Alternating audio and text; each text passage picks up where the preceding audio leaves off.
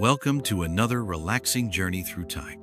Close your eyes, or just lean back, relax, and let me take you back to the world of medieval Europe, a land of castles, knights, and kings, but also a land of hardship, hunger, and disease. In this quiet corner of history, we explore the lives of those who lived not in palaces, but in simple cottages made of wood and straw. We step into the shoes of the medieval peasant, the farmers, shepherds, and laborers who formed the backbone of society. Imagine waking up every morning not knowing if today will bring sickness, starvation, or the wrath of your Lord. Imagine working from sunrise to sunset, only to give most of what you earn to someone else. And yet, despite all of this, these people endured. They survived plagues, famine, and oppression not because life was easy, but because they found ways to keep going. So let's begin our story. A quiet village in the 14th century. The sun rises slowly over fields of wheat and barley. Smoke curls from chimneys as fires are lit for breakfast. Chickens cluck, cows low, and children run barefoot through the muddy paths. Life is simple, but never easy. And so, we ask, how did medieval peasants survive plagues, famine, and lords? Let's find out together. In the year 1347, something terrible arrived on the shores of Europe. It came with the wind, hidden in the bellies of rats, carried by fleas that knew no borders. It was called many things: the Black Death, the Great Mortality, or simply the plague. And it changed everything. For the medieval peasant, life had always been hard, but now death walked among them.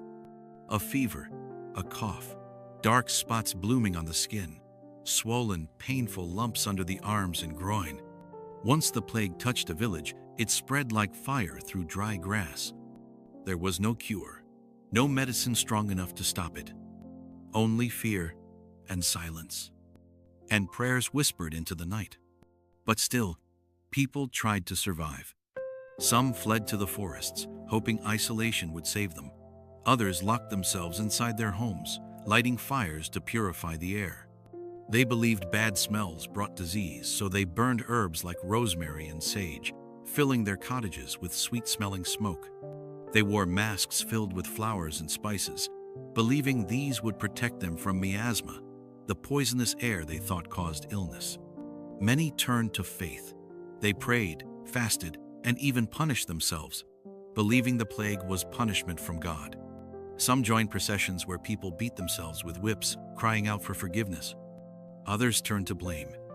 Jews, foreigners, and strangers were accused of spreading the disease. Entire communities were attacked, driven out, or killed, not because they caused the plague, but because fear makes people do cruel things. But amid all this, there were also moments of quiet courage. Some villagers stayed behind to care for the sick, even though they knew they might die too. Priests heard confessions at deathbeds. Mothers held their children as they passed away. Neighbors buried the dead when families could not. And then, slowly, the plague began to fade. The fields stood empty, the villages quieter than before. Many had died, perhaps half the population in some areas. But those who remained, they were survivors. And life went on. After the silence left behind by plague, came another kind of silence, the silence of empty stomachs. Famine was no stranger to medieval peasants. Some years, the rains never came. Other years, they fell too hard, turning fields into mud, drowning crops before they could grow. War swept through the land, burning villages and destroying food stores. And sometimes, even when the harvest looked good, taxes were too high, and the grain was taken before it ever reached the peasant's table. So what did they do when hunger crept into their homes? They adapted. When food became scarce, peasants turned to the land around them. They knew every plant, every root, every berry hidden in the woods. Dandelion leaves, nettle, wild garlic, and mushrooms became meals. In times of real desperation, they ate bark, boiled leather scraps, or ground animal bones into flour. They preserved whatever food they could, drying meat and fish, salting vegetables, fermenting milk into cheese. Every crumb mattered. Every seed was saved for the next planting season. But survival wasn't just about food. It was about community. Villages worked together like a single body. If one family had extra grain, they shared it knowing that someday they might be the ones in need. Neighbors helped each other plow the fields, gather firewood, or repair broken roofs. Even in hardship, there were moments of joy. At harvest time, if the year had been kind, villagers gathered to celebrate with music, dancing, and simple feasts. A roasted chicken, fresh bread, and ale made from barley, these were treasures worth giving thanks for. But not all famines ended so gently. Sometimes people starved. Children grew weak. Mothers struggled to feed their babies. In the worst years, people whispered stories of unthinkable things, of families disappearing overnight, of travelers vanishing on lonely roads. Yet still, life went on. Peasants planted again in spring. They rebuilt after disaster. They passed down knowledge how to store food, which plants to avoid, where to find clean water. And in this quiet resilience, they found strength. Because surviving famine wasn't just about finding food. It was about holding on to hope until the next harvest came. In medieval Europe, land was power. And for the peasant, land was something they never truly owned. Instead, they lived under a system that shaped every part of their lives, the feudal system. At the top sat the king. Below him were lords and nobles. And at the bottom, the peasants tied to the land, bound by duty, and expected to give much, with little in return. Each village had its lord, a noble, knight, or sometimes a wealthy church official. He controlled the fields, the forests, even the water. If you wanted to hunt, fish, or grind your grain into flour, you paid him for the privilege. Peasants worked the land not for themselves, but for their lord first. They gave him most of their harvest. They spent days each week plowing his fields, repairing his fences, or building roads. And still, they had to work their own land at night or on weekends just to survive. Taxes were heavy, paid not in coins, but in food, livestock, or labor. Even when crops failed or plagues struck, the dues were still due. But what could a peasant do? Rebellion was rare and dangerous. Those who refused to obey could be punished, banished, or even killed. Still, some tried to escape. Some fled to towns, where laws were looser and freedom waited if only they could reach it. Yet despite all this, life wasn't entirely hopeless. Lords weren't always cruel. Some acted as protectors, offering safety from bandits and invaders. They built castles, maintained order, and sometimes helped during famines or disease. And within the village itself, there was a rhythm to life that brought comfort. There were festivals and feast days, moments when the weight of duty lifted, if only briefly. Weddings, births, and harvest celebrations brought joy to even the hardest lives. There was also faith, the great equalizer. Church was the heart of the village. It offered meaning, community, and hope. Peasants believed that suffering here would be rewarded in heaven, a belief that helped many endure. And so, day after day, year after year, peasants rose with the sun, bowed their heads to their lords, and kept going. Because survival wasn't just about escaping plague or famine. It was also about living under rules you didn't make and finding small ways to live freely anyway.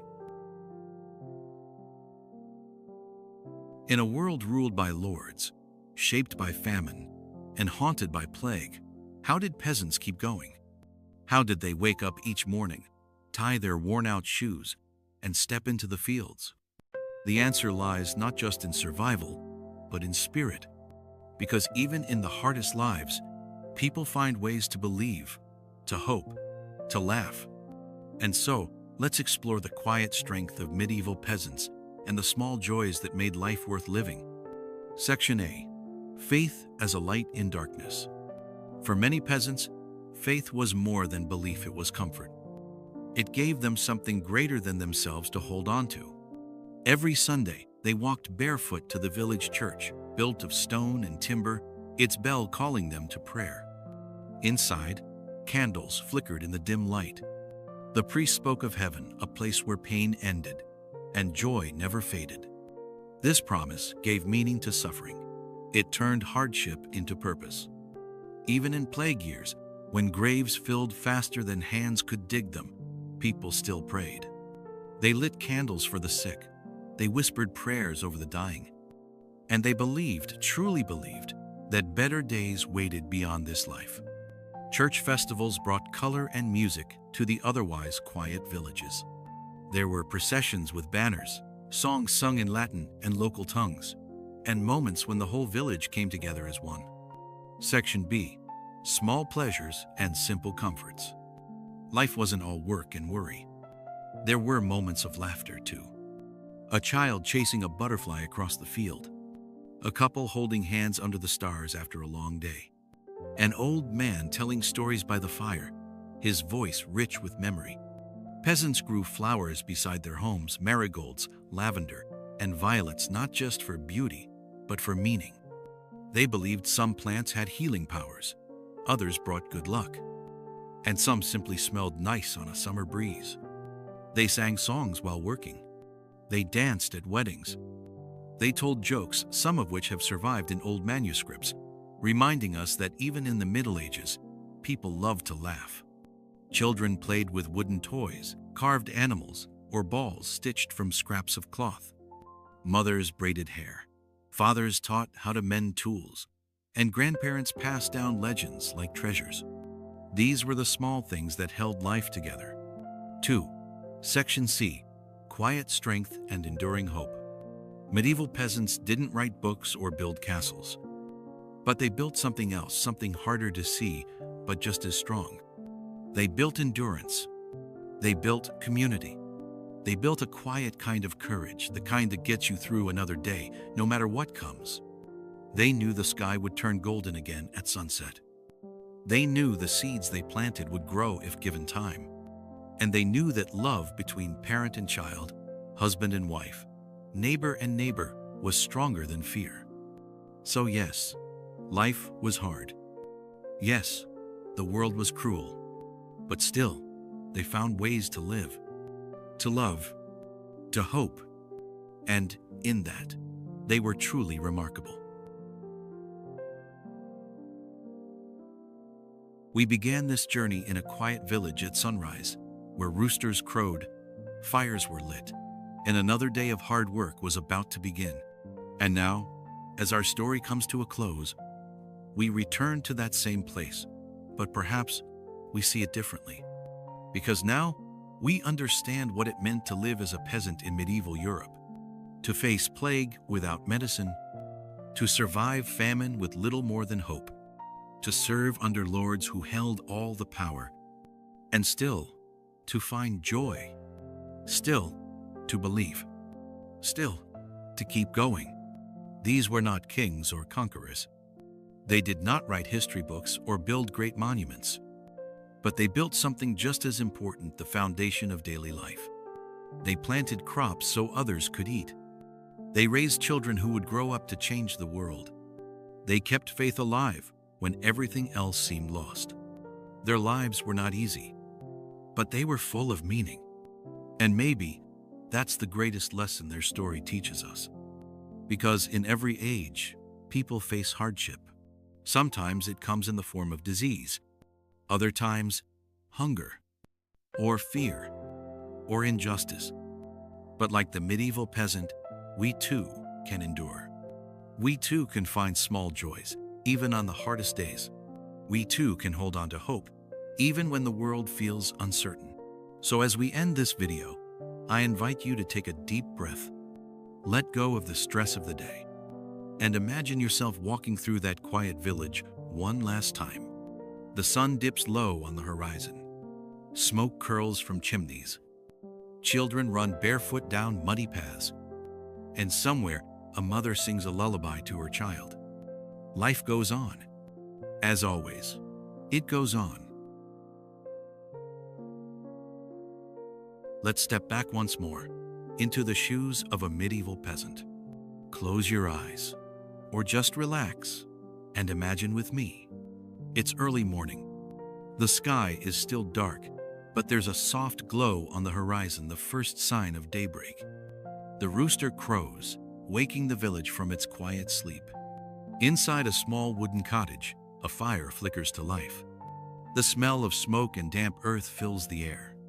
Outside, the world is still cool and fresh. A cow lowing, a dog barking, the distant sound of a hammer striking metal at the blacksmith's shop. You step outside barefoot, the cold dirt pressing against your soles. The morning air is sharp and clean. Your family stirs behind you, children stretching, your wife or husband preparing bread and porridge for breakfast. After a simple meal, it's time to begin the day's work. If it's spring or summer, you head to the fields. You carry a wooden plow behind an ox, guiding it through the soil. The sun climbs higher, warming your back. Bees buzz around wildflowers growing along the edge of the field. If it's winter, you might stay closer to home, chopping wood, mending tools, feeding animals, or helping neighbors who are sick or too old to work. At midday, there's a short break. A piece of coarse bread, some cheese, a drink of water or weak ale. You sit under a tree or lean against a barn wall, enjoying a few moments of rest. Then it's back to work. In the afternoon, you may help repair a fence, collect firewood, or gather hay for the animals. Children run nearby, playing games with sticks and stones. Life moves slowly here, not out of laziness, but necessity. As the sun begins to dip toward the hills, you return home. Dinner is simple stew made from root vegetables, maybe some meat if it's available. You sit by the fire, sharing stories, laughing, or just sitting in comfortable silence. Later, you look up at the night sky. Stars stretch across the heavens like tiny lanterns. And somewhere, a wolf howls in the distance. You say your prayers. You kiss your child good night. You lay down on your straw mattress, pull the wool blanket over your shoulders, and you fall asleep, knowing tomorrow will bring more work, more joy, and more quiet strength. Because this is the life of a medieval peasant. Not glamorous, not easy, but full of meaning. And perhaps that's all any of us can hope for. As we continue our journey through medieval life, let's take a short detour into something a little strange. Yes, peasant life was hard, but it was also full of odd traditions, surprising habits, and some downright bizarre beliefs. So, if you're still with me, here are a few weird but true facts about medieval peasants, perfect for falling asleep to with a smile on your face. Section A: Beds, Baths, and Bizarre Habits. Believe it or not, many peasants didn't own beds, at least not in the way we think of them today. Instead, they slept on piles of straw or hay called pallets, often covered with cloth or blankets. And guess what? These pallets were sometimes shared by multiple family members, and even by pets. Bathing wasn't common either. In fact, many people believed that water could carry disease through the skin, so they avoided it unless absolutely necessary. Instead, they used perfumed oils, vinegar, or even wine to clean themselves. Yes, really. And here's one more. Many peasants believed that wearing the same clothes for months, even years, was perfectly fine. Washing fabric was difficult, after all. So why bother? Section B: Superstitions and Strange Beliefs. Medieval peasants lived in a world filled with mystery, and they had their own ways of explaining things they didn't understand. For example, many believed that wearing a rabbit's foot would bring good luck, a belief that survives even today. Some thought that placing a mirror under your bed would trap evil spirits during the night. Others lit candles before sleeping to keep demons away. One very real superstition: if you dreamed of fire, it meant someone close to you was in danger. And perhaps most oddly of all, many peasants believed that certain foods had magical properties. Carrots could help you see better, which actually turned out to be kind of true. And garlic could protect you from vampires well before vampire myths even existed. Section C: Funny Food and Odd Jobs. Peasants ate simple food, mostly bread, porridge, onions, and seasonal vegetables. But did you know that honey was considered a luxury? Only the wealthy regularly enjoyed it. Most peasants sweetened their food with dried fruits like figs or dates. Also, believe it or not, many peasants kept pigs inside their homes during winter because pigs gave off body heat and warmth was precious. There were also jobs you wouldn't expect. For example, some villages had a person whose job was to wake everyone up in the morning with a loud knock and a shout. Others hired professional mourners to cry loudly at funerals to show how important the deceased was. And then there was the job of gong farmer, someone who cleaned out cesspits. They worked only at night, wore special clothes, and were paid extra for doing such a dirty job. Final thoughts before sleep. So, as we wrap up this little journey through the stranger side of medieval life, remember, history isn't just about kings and battles. It's also about everyday people living, loving, laughing, and sometimes believing that garlic keeps ghosts away. And maybe that's what makes history so fascinating. Because no matter how different the past seems, people have always been people. Curious, creative, sometimes silly, often brave. And now, it's time to drift off. So close your eyes, settle into your pillow, and imagine yourself in a quiet village once more. Let's return once more to that quiet village, to the rhythm of daily life, to the soft sound of footsteps on muddy paths, and the rustling of wind through the trees. Imagine yourself walking through the village again. The sun rises slowly over the hills. Smoke curls from chimneys. A rooster crows in the distance. You walk past wooden cottages, their doors slightly open. Inside, families stir awake. A fire is lit. Porridge begins to simmer. Outside, a farmer leads his ox to the fields. He walks slowly, deliberately, the same path he's walked for years. Plow in hand, sunlight warming his back, soil turning beneath his feet. Step by step, row by row, life moves forward, gently. You hear the sound of a hammer at the blacksmith shop. The rhythm is steady, relaxing, like a heartbeat. Closer by, a mother braids her daughter's hair. Her hands move with care, with love, with patience. Children run barefoot through the grass. Their laughter carries on the breeze. Soft, distant, dreamlike. You sit beside a well, watching the world go by. Time feels slower here, peaceful, safe. The sun climbs higher. Then slowly, it begins to fall. Birds return to their nests. Candles are lit. Dinner is served. Another day passes. Gently, quietly, fully. And so we breathe in, and we breathe out. We let go of the day and sink into peace. Because in this world, there is no rush, no worry, only the rhythm of life. And as you close your eyes, you know, tomorrow will come in its own time. When laws were broken, a calm look at medieval peasant punishments. Let's take another quiet walk today.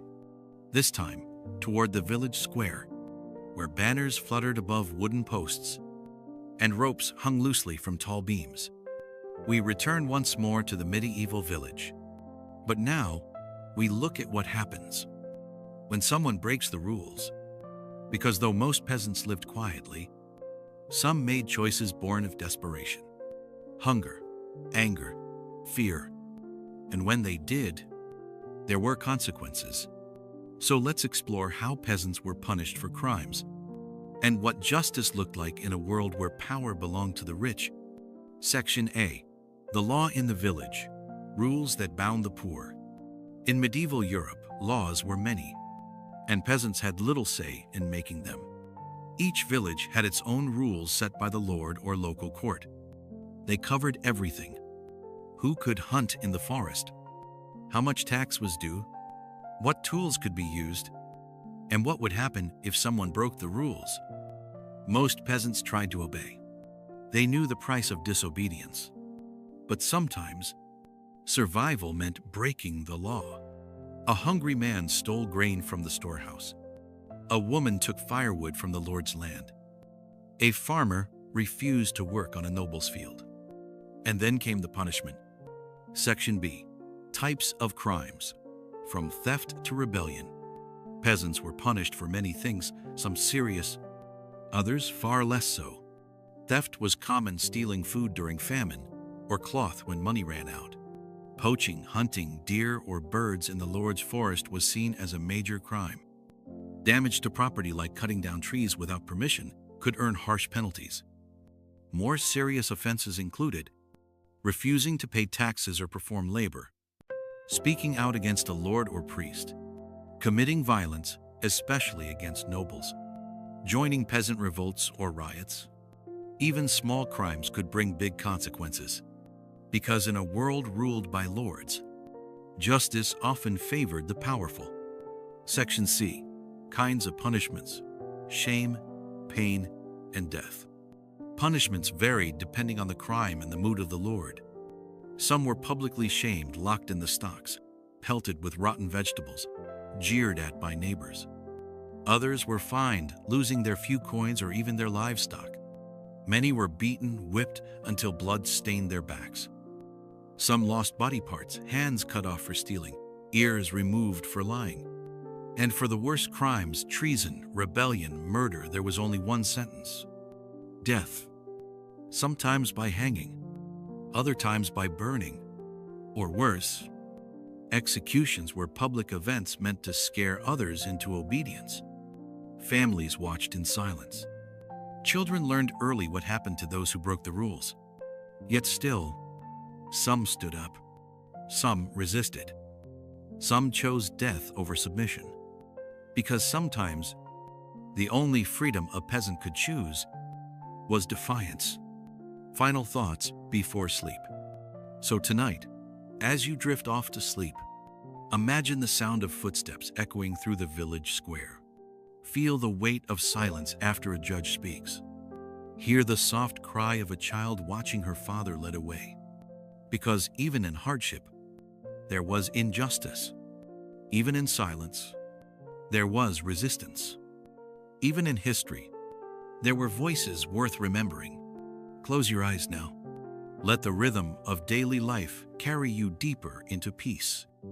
Sleep well, dream peacefully, and rest in the quiet strength of those who came before us.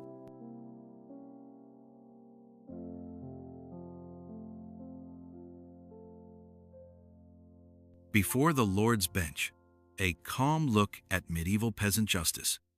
Let's take another quiet walk today, this time into the heart of justice, where truth was weighed and fate decided beneath wooden beams and stone walls. We return once more to the medieval village, but now we step inside the court, a small room in the manor house, or sometimes just a bench beneath the open sky. Because when laws were broken, there had to be judgment. So let's explore how peasants faced justice, what happened when they were accused, and what their punishments meant for the rest of the village. Ape Section A. The village court, a place of power and fear. In every village, there was a place where justice was served not by kings or judges, but by the local lord or his steward. The court met regularly, sometimes weekly, sometimes monthly, to hear disputes, settle debts, and punish those who broke the rules. It wasn't like modern courts. There were no lawyers, no written records, only a wooden table, a few witnesses, and the word of the accused. Sometimes villagers gave testimony, neighbors, friends, even family members. And sometimes they lied out of fear or favor, because justice was not always fair. It was shaped by power, trials and testimony, speaking before the Lord. When someone was accused, they stood before the court. Some were given a chance to speak. Others simply heard their sentence without protest, knowing resistance meant worse punishment. Trials could be strange, even cruel. Some villages used trial by ordeal, where the accused had to carry hot iron or plunge their hand into boiling water. If they survived without infection, they were innocent. If not, God had decided their guilt. Other times, oaths were sworn, and if enough people believed them, the accused went free. But for peasants, belief rarely came easily. Rich men had friends to vouch for them. Peasants? Often only silence. Section C. What happened after the sentence? Once the verdict was given, there was no appeal, no second chance. Punishments were carried out quickly, sometimes immediately. A thief might be whipped in public, a poacher branded on the arm, a rebel hanged from the gallows. These punishments weren't just about justice. They were about warning. Every beating, every branding, every hanging was a message. Obey the rules. Respect the Lord. Your life is not your own. And yet, not all sentences were harsh. Some lords were fair, especially if they needed strong workers in the fields. Others showed mercy during famine years, letting thieves go with warnings instead of beatings.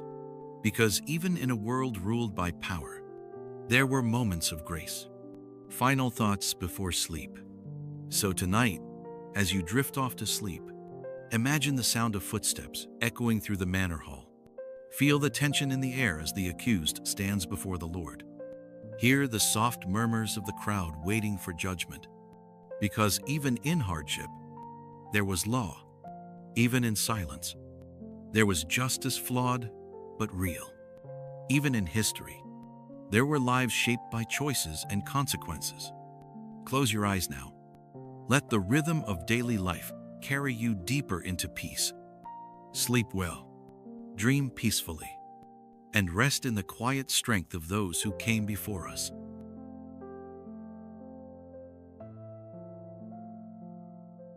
Before the Lord's bench, a calm look at medieval peasant justice. Let's take another quiet walk today, this time into the heart of justice, where truth was weighed and fate decided beneath wooden beams and stone walls. We return once more to the medieval village, but now we step inside the court, a small room in the manor house, or sometimes just a bench beneath the open sky. Because when laws were broken, there had to be judgment. So let's explore how peasants faced justice, what happened when they were accused, and what their punishments meant for the rest of the village. Ape Section A. The village court, a place of power and fear. In every village, there was a place where justice was served not by kings or judges, but by the local lord or his steward. The court met regularly, sometimes weekly, sometimes monthly, to hear disputes, settle debts, and punish those who broke the rules. It wasn't like modern courts. There were no lawyers, no written records, only a wooden table, a few witnesses, and the word of the accused. Sometimes villagers gave testimony, neighbors, friends, even family members. And sometimes they lied out of fear or favor, because justice was not always fair. It was shaped by power, trials, and testimony, speaking before the Lord. When someone was accused, they stood before the court. Some were given a chance to speak. Others simply heard their sentence without protest, knowing resistance meant worse punishment. Trials could be strange, even cruel. Some villages used trial by ordeal, where the accused had to carry hot iron or plunge their hand into boiling water. If they survived without infection, they were innocent. If not, God had decided their guilt. Other times, oaths were sworn, and if enough people believed them, the accused went free. But for peasants, belief rarely came easily. Rich men had friends to vouch for them. Peasants? Often only silence. Section C. What happened after the sentence? Once the verdict was given, there was no appeal, no second chance. Punishments were carried out quickly, sometimes immediately. A thief might be whipped in public, a poacher branded on the arm, a rebel hanged from the gallows. These punishments weren't just about justice. They were about warning. Every beating, every branding, every hanging was a message. Obey the rules. Respect the Lord. Your life is not your own. And yet, not all sentences were harsh. Some lords were fair, especially if they needed strong workers in the fields. Others showed mercy during famine years, letting thieves go with warnings instead of beatings. Because even in a world ruled by power, there were moments of grace. Final thoughts before sleep. So tonight, as you drift off to sleep, imagine the sound of footsteps echoing through the manor hall. Feel the tension in the air as the accused stands before the Lord. Hear the soft murmurs of the crowd waiting for judgment. Because even in hardship, there was law. Even in silence, there was justice, flawed but real. Even in history, there were lives shaped by choices and consequences. Close your eyes now. Let the rhythm of daily life carry you deeper into peace. Sleep well, dream peacefully, and rest in the quiet strength of those who came before us. For staying with this story, for walking through the fields, the forests, and the quiet villages of the past, for listening with open ears and a peaceful heart. You've spent time with people who lived centuries ago, who faced hardship without complaint, who found joy in simple things, and who built the world we live in today, one step at a time. I hope this journey brought you both knowledge and peace. I hope it helped you unwind, relax, or fall asleep with a calm mind. If you enjoyed this relaxing history story, please consider liking this video, subscribing to the channel, and sharing it with someone who might enjoy it too. Every like, comment, and share helps support this kind of content. Content that blends education with relaxation, history with calm, learning with sleep. New videos come every week, exploring myths, legends, ancient worlds, and more soothing stories from the past. As the stars stretch across the sky and the world grows quiet around you, you feel safe, you feel calm, you feel at peace.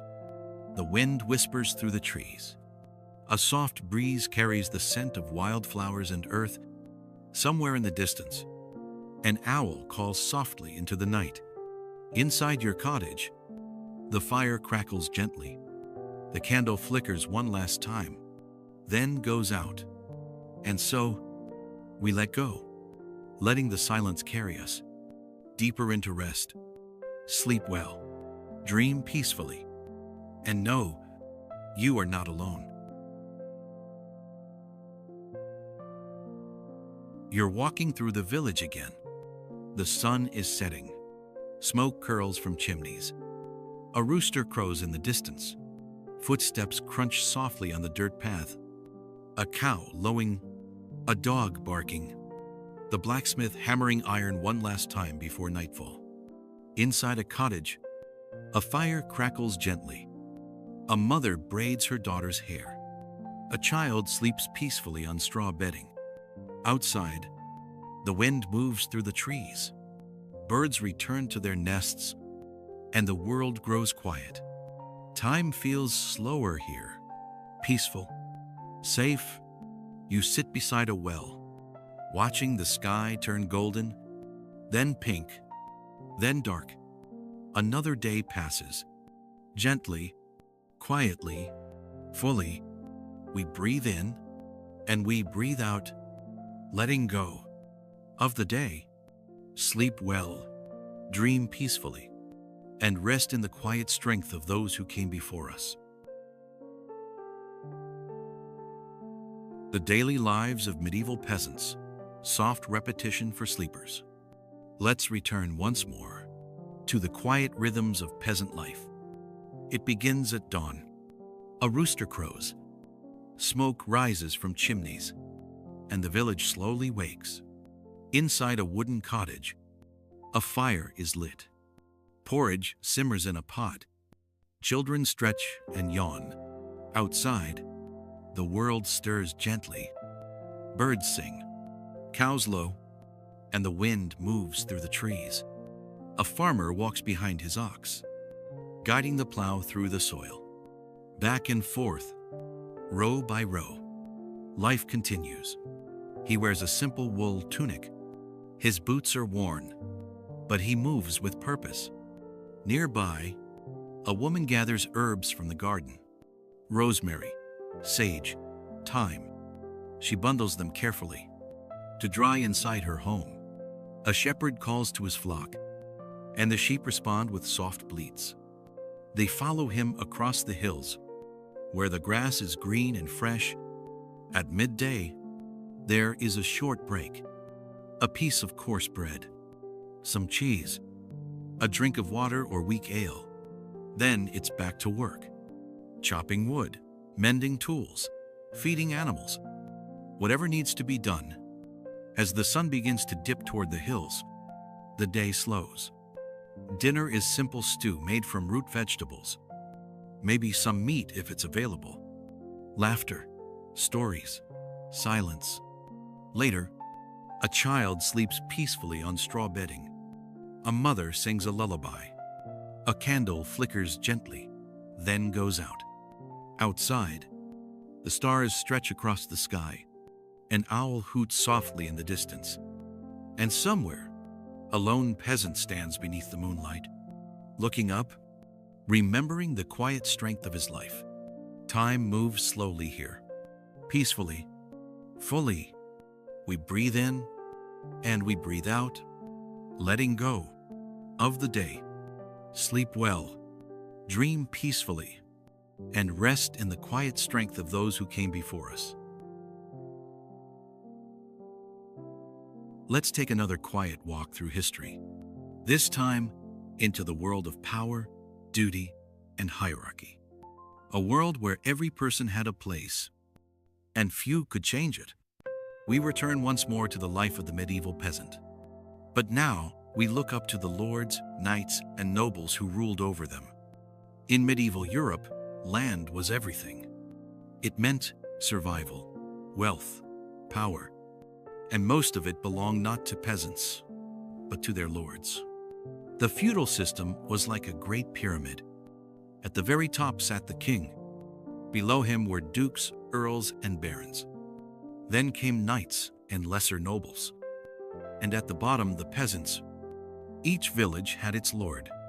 He might have been a noble, a knight, or sometimes a wealthy church official. He owned the land, controlled the forests, and decided what could and couldn't be done. Peasants didn't own land themselves. They worked it in exchange for protection and the right to live there. But this protection came at a cost. Every week, they gave the Lord part of their harvest. They paid taxes in grain, livestock, or labor. They spent days plowing his fields, repairing fences, or carrying messages on horseback. If they wanted to grind their grain into flour, they paid the Lord for use of his mill. If they wanted to hunt or fish, they paid again. And still, they kept going, because rebellion was dangerous. Those who refused to obey could be punished, banished, or worse. Yet, despite all this, life wasn't always cruel. Some lords acted as protectors. They defended villages from bandits and invaders. They offered shelter during famine or plague. And sometimes, they helped those in need. But even when a lord was fair, the weight of duty never lifted completely. Still, within the village itself, there was community. There was faith. There was quiet dignity. And so, day after day, year after year, peasants rose with the sun, bowed their heads to their lords, and kept going. Because survival wasn't just about escaping plague or famine. It was also about living under rules you didn't make, and finding small ways to live freely anyway. Title: Whispers in the Dark, Medieval Peasant Folktales and Superstitions. As the fire crackled in the hearth, and shadows danced on the walls of a small wooden cottage, an old man began to speak. His voice was low, soft, but full of meaning. "Listen closely," he said, "for I will tell you a story from long ago. a tale not written in books, but whispered from one generation to the next. And so, let's step into the world of peasant legends where every shadow had a name, every tree had a spirit, and every night held a mystery. Section A. Spirits in the Forest. Peasants believed that forests were alive with spirits. They called them good folk, wood wights, or sometimes just the hidden ones. It was said that if you walked too deep into the woods at night, you might meet them. Some would offer wisdom. Others would lead you astray, never to be seen again. Many villages left offerings near ancient trees, bowls of milk, bits of bread, or shiny trinkets, hoping to keep the spirits happy. And if you heard laughter in the wind or saw lights dancing between the trees, you didn't stop to look. You ran, because those were signs that something unseen was watching. Section B. Witches, curses, and village magic. In every village, there was someone who knew things others did not. A woman who could heal wounds with herbs. A man who could predict the weather by reading the sky. Or someone who simply seemed different. They were called cunning folk, wise women, or sometimes witches. Some peasants believed they could cure illness with spells or charms. Others feared them, especially when crops failed or children fell ill. If something went wrong, someone had to be blamed. So whispers spread, fingers pointed, and sometimes people disappeared. But even in fear, there was belief. Belief in magic, belief in curses, and belief that the world was full of forces beyond our understanding. Section C. The power of superstition. Superstition filled every corner of peasant life. A black cat crossing your path meant bad luck. Walking under a ladder brought misfortune, and knocking on wood kept evil spirits away. They wore rabbit's feet for protection, hung garlic above doors to ward off demons, and lit candles before sleep to keep nightmares at bay. Some believed that dreaming of fire meant someone close to you was in danger. Others thought that stepping on a crack could break your mother's back. Strange, perhaps? But in a world without science, superstition gave people control over the uncontrollable. And sometimes, that was enough. Final thoughts before sleep. So, as we wrap up this little journey through the stranger side of medieval life, remember, history isn't just about kings and battles. It's also about everyday people living, loving, laughing, and sometimes believing that garlic keeps ghosts away. And maybe that's what makes history so fascinating. Because no matter how different the past seems, people have always been people. Curious, creative, sometimes silly, often brave. And now, it's time to drift off. So close your eyes, settle into your pillow, and imagine yourself sitting by a fire once more. Good night, sleep well, and dream of forest spirits, candlelit charms, and the quiet power of belief. From porridge to pottage, a calming look at medieval peasant food. Let's take another quiet walk today. This time, into the heart of the home, where the smell of firewood and herbs fills the air, and a simple meal warms weary hands. We return once more to the world of medieval peasants. But now, we look at something that shaped every day of their lives. Something essential, something comforting. Food. Because no matter how hard life was, there was always something waiting at the end of a long day. A bowl of porridge, a pot of stew, a piece of coarse bread. So let's explore what peasants really ate, and how they made the most of what little they had. Section A. Bread, the staff of life. For most peasants, bread was the center of every meal. It wasn't soft, like the bread we know today. It was heavy, coarse, often made from rye or barley flour. And it could be so hard, it was sometimes called black bread, or even trencher, because it doubled as a plate. Bread was baked in village ovens or over open fires. Sometimes it was shared between families. Other times, It was all there was to eat. And though it wasn't fancy, it filled hungry bellies and gave strength for another day's work. Section B. Pottage, the everyday stew. If bread was the staff of life, then pottage was the heartbeat of peasant meals. Pottage was a thick soup or stew made by boiling whatever ingredients were available. Cabbage, onions, leeks, carrots, barley, oats, sometimes even scraps of meat or fish.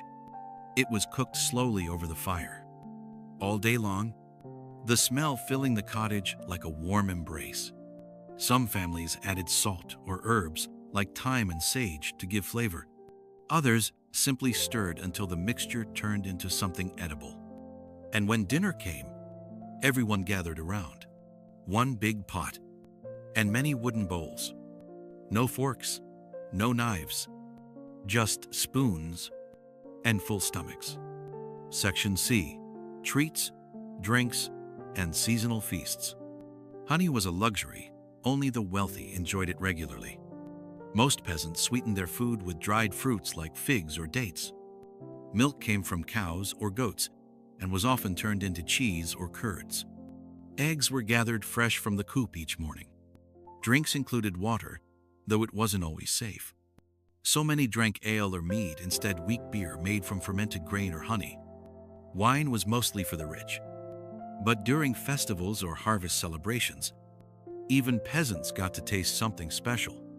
And on rare occasions, there was meat, a roasted chicken, a side of pork, or a freshly caught fish from the river.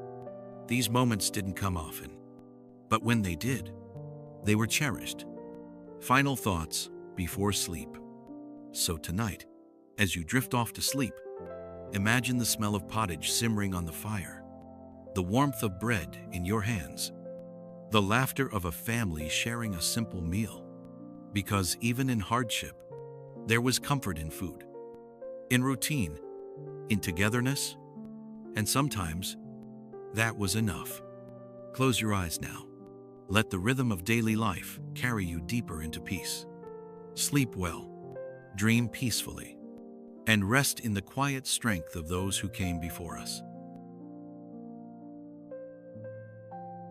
Wool, linen, and layers. A calm look at medieval peasant clothing. Let's take another quiet walk today. This time, into the world of cloth, thread, and simple garments. We return once more to the medieval peasant. But now, we look down not at their feet, but at what covered them from head to toe. Because just like food and shelter, clothing was essential to survival.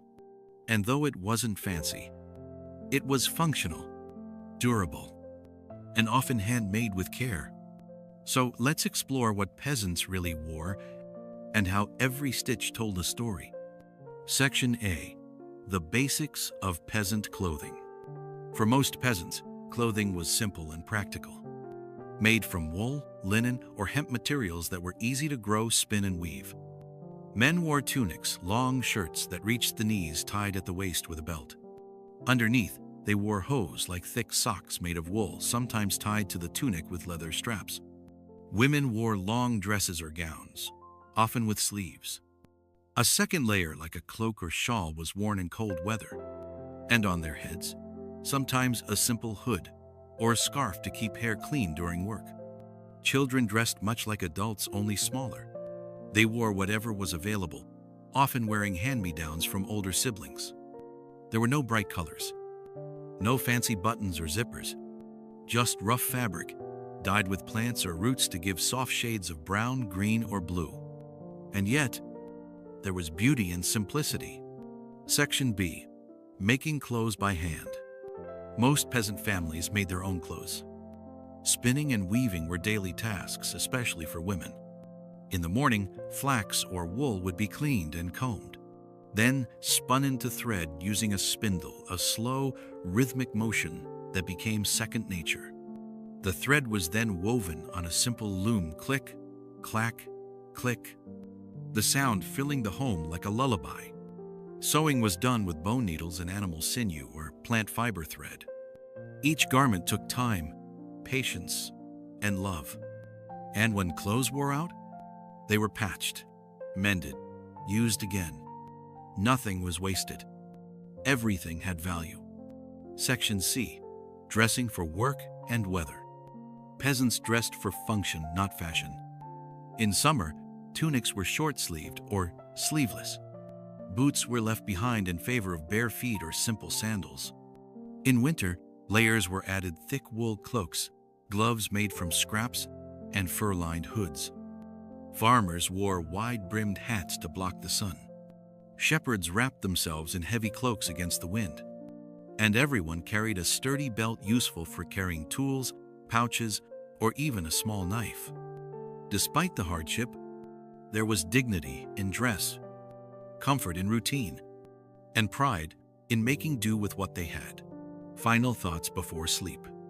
So tonight, as you drift off to sleep, imagine the sound of a spindle turning slowly in the night, the soft click of a loom, the warmth of wool against tired skin. Because even in hardship, there was comfort in craft, in rhythm, in making something with your own hands. Close your eyes now. Let the quiet hum of daily life carry you deeper into peace.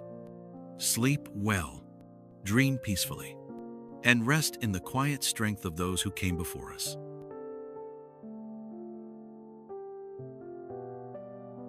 Wood, iron, and sweat. A calm look at medieval peasant tools. This segment explores the tools peasants used every day, from farming implements to household items. It's perfect for viewers who enjoy slow, methodical storytelling, repetitive actions, and historical depth. It's also ideal for long-form or sleep-focused content, as it includes descriptions of rhythmic labor, hammering sounds, and the quiet satisfaction of daily work. Voiceover script. Part 19. Title: Wood, Iron, and Sweat. A calm look at medieval peasant tools. Music continues softly, gentle strings or ambient forest sounds.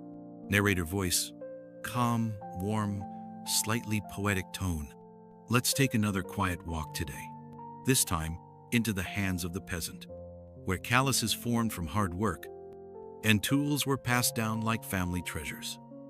We return once more to the world of medieval peasants. But now, we look at what helped them survive, not just with strength, but with skill. Because in every home, field, and workshop, there were tools. Simple, rustic, but essential. So let's explore the tools of peasant life and the rhythm they brought to every day. Section A. Farm tools: plows, hoes, and scythes. The most important tool for a peasant was often found in the fields. A wooden plow, pulled by oxen or donkey, turned the soil each spring. It was simple, just wood and iron, but it gave life to crops. Hoes and spades broke up the earth. Rakes gathered hay after cutting. And scythes' long curved blades cut grain in the summer sun. Each swing of the scythe was rhythmic. Swoosh, swoosh, like waves against the shore. Men worked slowly, deliberately, knowing that rushing meant mistakes, and mistakes meant hunger. Inside barns and sheds, axes split firewood, shovels dug trenches, and pitchforks turned compost. Every tool had its place. Every task had its time. And though the work was hard, there was peace in routine. Section B. Household tools: axes, knives, and looms. Inside the cottage, tools took on a different shape. An axe split logs by the hearth. A knife carved bread or meat. And a mortar and pestle crushed herbs and spices. Pots hung above the fire, stirred with wooden spoons. Baskets held grain, eggs, and vegetables. And ropes tied bundles of hay or bound animals for market. For women, one of the most important tools was the loom. Spinning thread was a daily chore. Soft wool or flax turned into cloth with steady hands and patient fingers. Click, clack, click, clack. The sound filled the room like a lullaby. Needles stitched seams. Scissors trimmed loose threads, and cloaks were mended for another day of work. Even children helped tying knots, fetching water, or watching over younger siblings while parents worked. Every tool had a purpose. Every hand had a role. And though life was hard, there was beauty in making something useful. Section C. Blacksmiths, craftsmen, and village life. Some tools couldn't be made at home. For metal parts like scythe blades, nails, or horseshoes, peasants visited the blacksmith. His forge glowed red hot. Hammer rang against anvil. Sparks flew into the air, and slowly, iron became tools. The blacksmith was respected not for wealth, but for skill. He made the blades that harvested grain, the hooks that held pots above the fire, the locks that kept doors safe at night. Other craftsmen shaped wooden buckets, repaired carts, or carved handles for knives. In every village, there was a rhythm of trade, of giving and receiving, of working together to survive. Final thoughts before sleep. So tonight, as you drift off to sleep, imagine the sound of a scythe cutting through tall grass, the steady rhythm of a loom weaving cloth, the warmth of firelight casting shadows on stone walls. Because even in hardship, there was dignity in work, in craft, in the quiet strength of those who built their world one tool at a time. Close your eyes now. Let the rhythm of daily life carry you deeper into peace. Sleep well, dream peacefully, and rest in the quiet strength of those who came before us.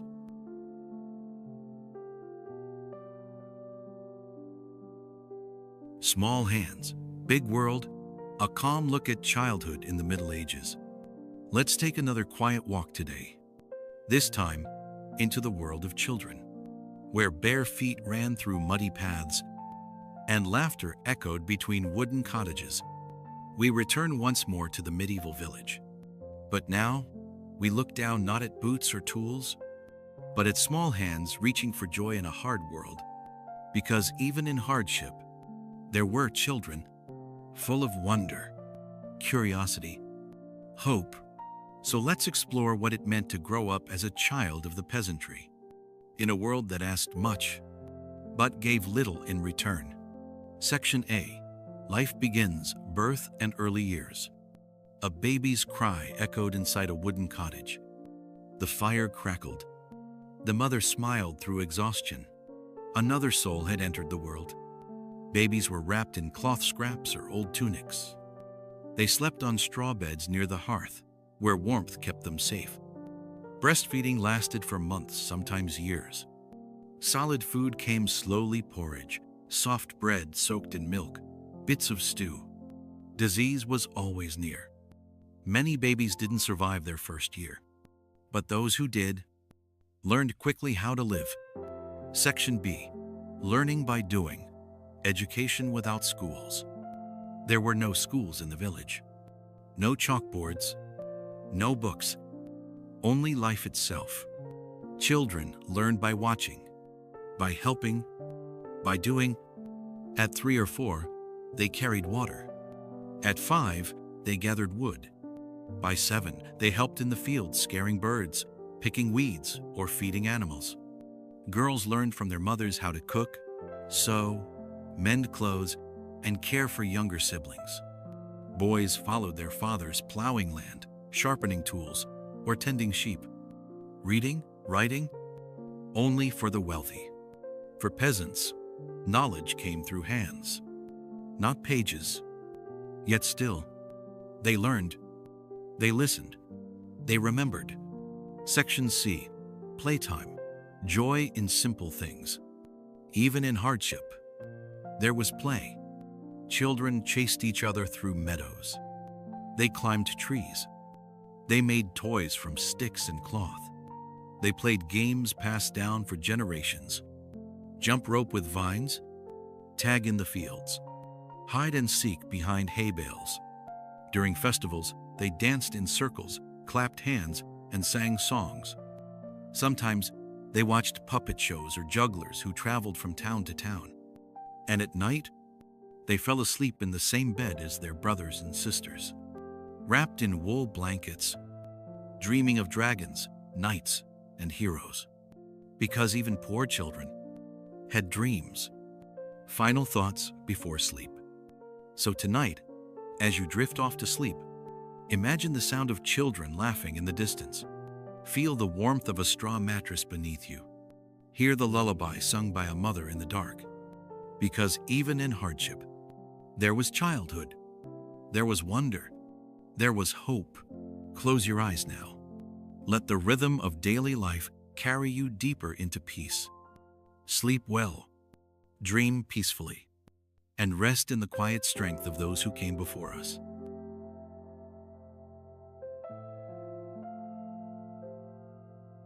Rest beneath the earth. A calm look at medieval peasant death and burial. As we continue our journey through peasant life, we come now to its final chapter. Not with fear, but with quiet understanding. Because even in the hardest lives, there was peace in knowing that death was part of the cycle. Like the turning of seasons, like the rising and setting of the sun. So, let's explore how medieval peasants approached death, how they honored the dead, and what they believe waited beyond this world. Section A. Death in the village. Facing loss with dignity.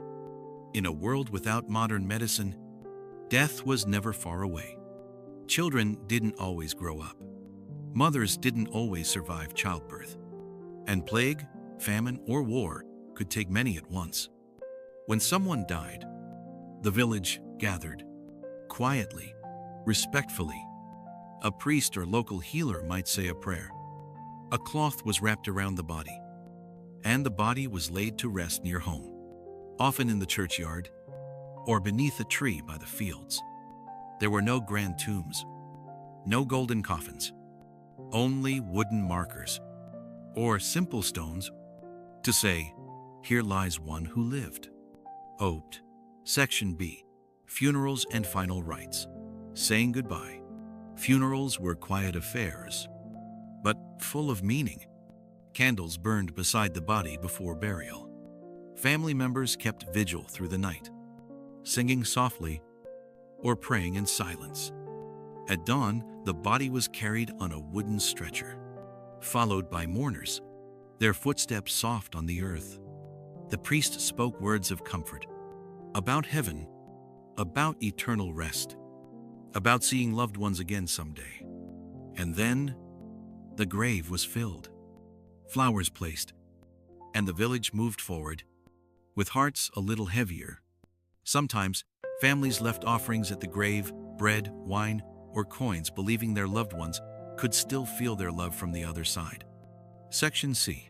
Belief in the afterlife. Hope beyond the grave. For peasants, death wasn't the end. It was a doorway. They believed in heaven, a place of light and peace, where pain stopped, where joy never ended. They also believed in purgatory, a place where souls were cleansed before entering paradise. And so, they prayed for the dead, hoping to shorten their time in between. Some lit candles in church.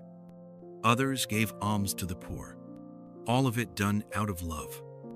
And some whispered stories of saints who guided souls, of angels who watched over the departed, of ghosts who sometimes returned just to say goodbye.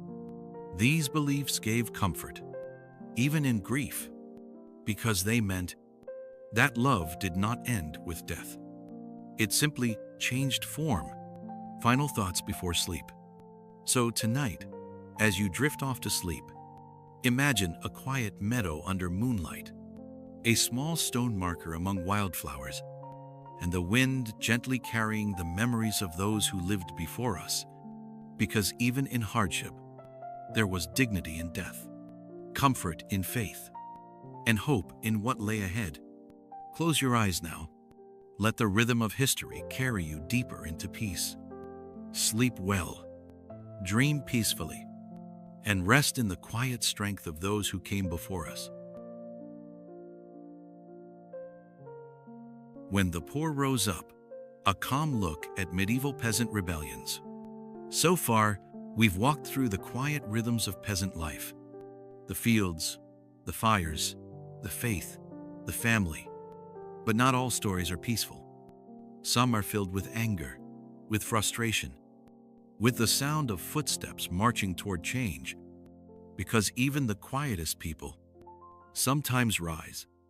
So let's explore what happened. When peasants no longer bowed their heads, and instead lifted them high. A. Why did peasants rebel? For centuries, peasants endured. They worked the land, paid the taxes, obeyed the lords. But sometimes, enough was enough. Heavy taxes, harsh laws, unfair punishments, a famine that took everything, a plague that left nothing behind. These were the sparks. And when fire met dry grass, rebellion followed. Peasants didn't always want to overthrow kings. They wanted fair treatment. They wanted freedom from cruel taxes.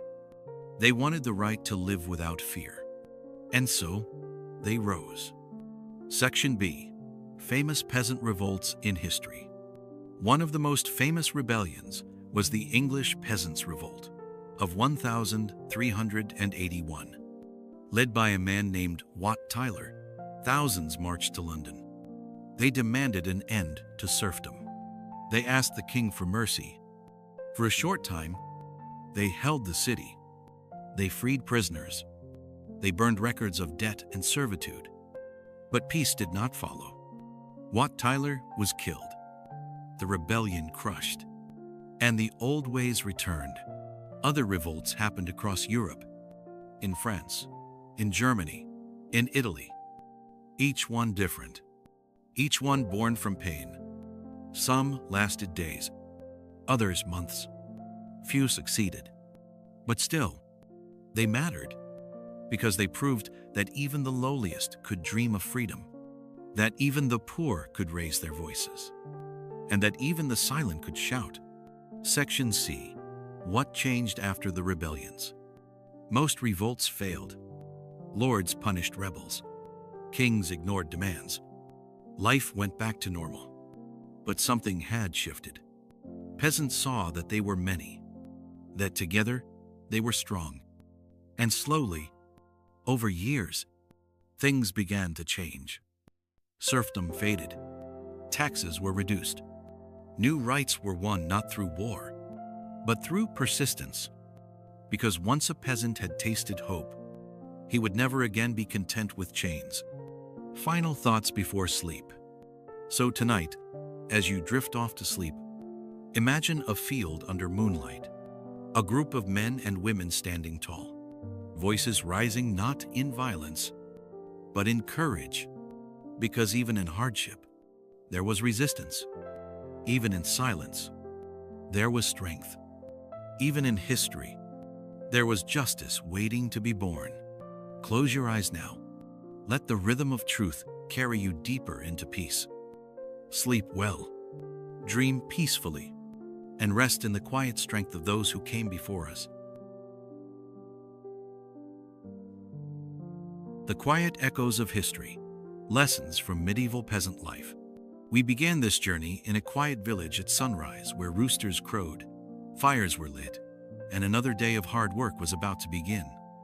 And now, as our story comes to a close, we return to that same place, but perhaps we see it differently. Because now, we understand what it meant to live as a peasant in medieval Europe, to face plague without medicine, to survive famine with little more than hope, to serve under lords who held all the power, and still to find joy, still to believe, still to keep going. Because history isn't just about kings and battles. It's also about those who planted crops, raised children, and kept faith alive when everything else seemed lost.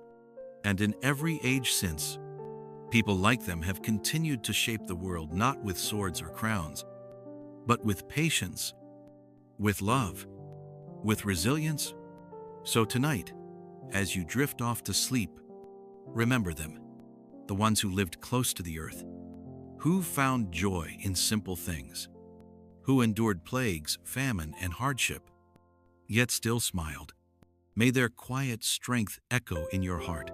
May their peaceful way of life bring you comfort.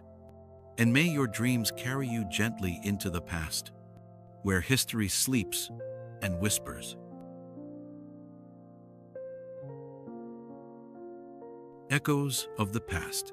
Gentle recap of peasant life. We began this journey in a quiet village at sunrise, where roosters crowed, smoke rose from chimneys, and another day of hard work was about to begin.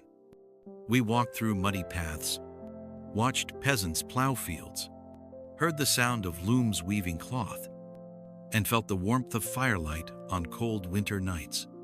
We learned how they survived plagues, how they found food during famine, and how they lived under lords who held all the power. We saw children chasing butterflies, families sharing simple meals, and mothers singing lullabies beneath candlelight. We stood beside graves, lit candles for the dead, and listened to folk tales whispered by firelight. We heard the sound of rebellion, of voices rising in hope, and watched as serfdom slowly faded into history. And through it all, one truth remained, that even in hardship, there was love. Even in silence, there was strength. Even in history, there was peace waiting to be found. Because medieval peasants didn't write books or build castles, but they built something just as important, the foundation of daily life. They planted crops so others could eat. They raised children who would grow up to change the world. And they kept faith alive when everything else seemed lost. Their lives weren't easy, but they were full of meaning. And maybe that's the greatest lesson their story teaches us. Because in every age, people face hardship. Sometimes it comes in the form of disease. Other times, hunger, or fear, or injustice. But like the medieval peasant, we too can endure. We too can find small joys. Even on the hardest days, we too can hold on to hope, even when the world feels uncertain. So tonight, as you drift off to sleep, remember them, the ones who lived close to the earth, who found joy in simple things, who endured plagues, famine, and hardship, yet still smiled. May their quiet strength echo in your heart. May their peaceful way of life bring you comfort. And may your dreams carry you gently into the past, where history sleeps and whispers. Feasts, fire, and folk dancing. A calm look at medieval peasant holidays. Let's take another quiet walk today. This time, into the heart of celebration, where laughter echoes between wooden cottages and music dances on the wind. We return once more to the medieval village. But now, we look at something rare, something precious, a day off. Because even in hardship, there were holidays, festivals, celebrations that brought color, music, and joy to everyday life. So let's explore what peasant holidays looked like, and how villagers found moments of light in a world often filled with shadows. Section A. Holy days and church festivals.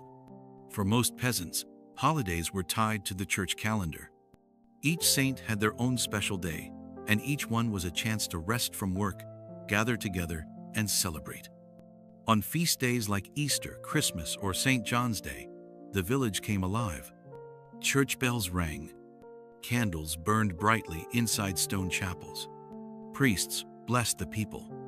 And everyone wore their best clothes, even if best meant just a cleaner tunic or a freshly braided headscarf. After Mass, families returned home with baskets of food, roasted meat, fresh bread, cheese, and sometimes even wine or spiced ale. Laughter filled the air. Children ran barefoot through the grass. And for one day, there was no plowing, no taxes, no fear, just peace and joy.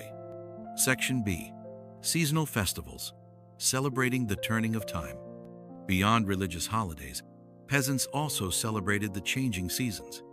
At harvest time, the whole village danced in the fields. Musicians played flutes and tambourines. Men and women held hands and spun in circles. Bonfires lit up the night sky. During midsummer, villagers lit torches and walked through the fields, believing fire kept evil spirits away. In early spring, they welcomed back the sun with songs and flower crowns. And in winter, they gathered around fires, telling stories and eating extra-large meals to honor the end of the year. These festivals were more than fun, they were deeply meaningful. They reminded peasants that life moved in cycles, that after winter always came spring, that after hardship, joy would return. Section C. Fairs, Games, and Village Life. Some holidays brought fairs to town full of color, noise, and excitement. Traveling performers arrived, jugglers, musicians, and storytellers who made the children laugh and gasp. There were games too, foot races, wrestling matches, and contests where men lifted stones or wrestled pigs for fun. Villagers bartered goods, bought sweets made from honey, and watched puppet shows under banners fluttering in the breeze. Even the poorest could enjoy a little luxury on festival days, a piece of cake, a ribbon for the hair, or a new song learned by heart. And when night fell, the village square became a dance floor. Hands joined, feet tapped, and for a few hours, everyone forgot about work and remembered only joy. Final thoughts before sleep. So tonight, as you drift off to sleep, imagine the sound of a lute playing beneath starlight. Feel the warmth of bonfire smoke on your skin. Hear the laughter of children running through a candlelit village. Because even in hardship, there was celebration. Even in poverty, there was music. Even in history, there was joy waiting to be found. Close your eyes now. Let the rhythm of daily life carry you deeper into peace. Sleep well, dream peacefully, and rest in the quiet strength of those who came before us. From history to sleep, a final journey through time. Let's take one last quiet walk today. Not through the fields, but through time itself. We began this journey in a medieval village at sunrise, where roosters crowed, smoke curled from chimneys, and another day of hard work was about to begin. We walked beside peasants through their lives, through plague, through famine, through lords, faith, and firelight. We saw how they lived, how they loved, how they laughed, and how they endured. And now, as night falls once more, we stand at the edge of history and step gently into peace. Section A. Echoes across time. The world has changed so much since then.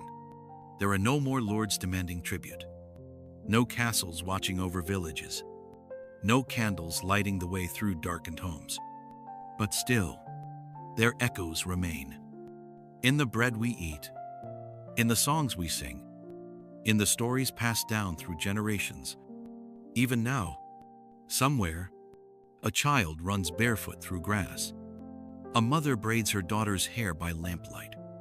A farmer watches the sun rise over open fields. Time moves forward, but the past never truly leaves us. Because every life, every story, leaves a mark. Section B. Letting go into rest. So tonight, let go of the day. Let go of worry. Let go of anything that keeps you from rest.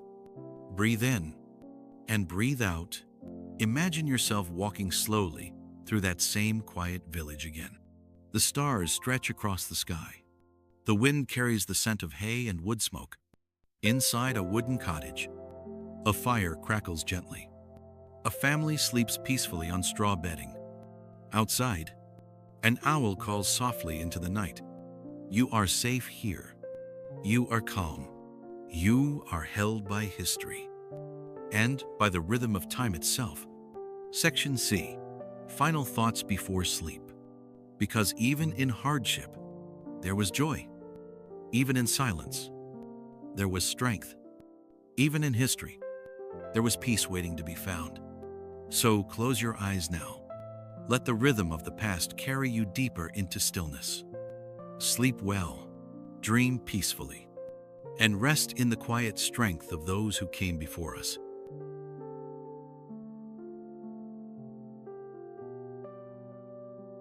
Healing hands and herbal remedies, a calm look at medieval peasant medicine. Let's take another quiet walk today, this time into the shadowed corners of life, where fever burns and breath grows weak, and the world feels far away. We return once more to the medieval village, but now we look at what happens when someone falls ill, because even in the strongest hearts, sickness sometimes finds a home. So let's explore how peasants faced illness with faith, with hope, and with hands that reached out to help. Section A. Sickness in the village. Signs of trouble. When a peasant fell ill, the signs were clear. A pale face, cold sweats, a cough that wouldn't stop. Sometimes it was simple, a cold caught in winter. Other times, it was something worse. Fever, pain, silence where laughter used to be. There were no hospitals, no doctors in white coats, only the knowledge passed down through generations, and the care of those who stayed behind. Section B. Village healers. The role of wise women and cunning folk. In every village, there was someone who knew things others did not. A woman who could cure a sore throat with honey and thyme.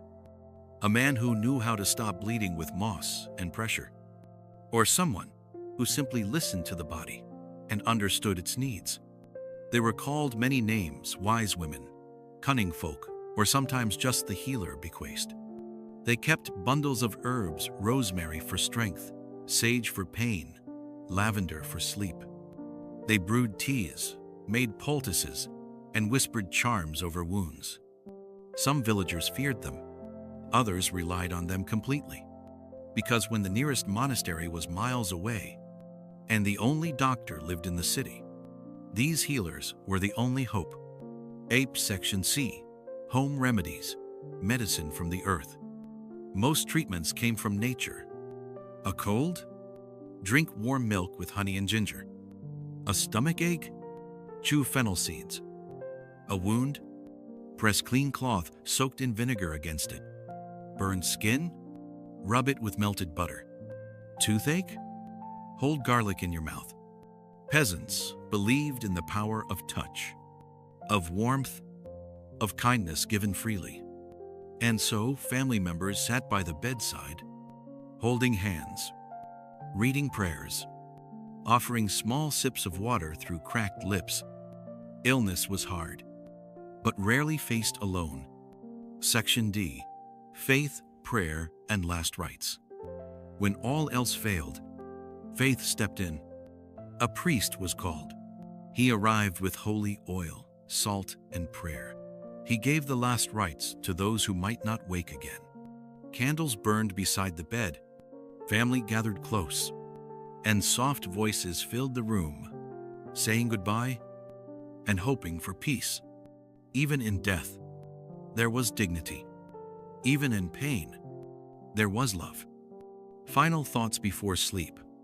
So tonight, as you drift off to sleep, imagine the scent of rosemary burning in a clay pot.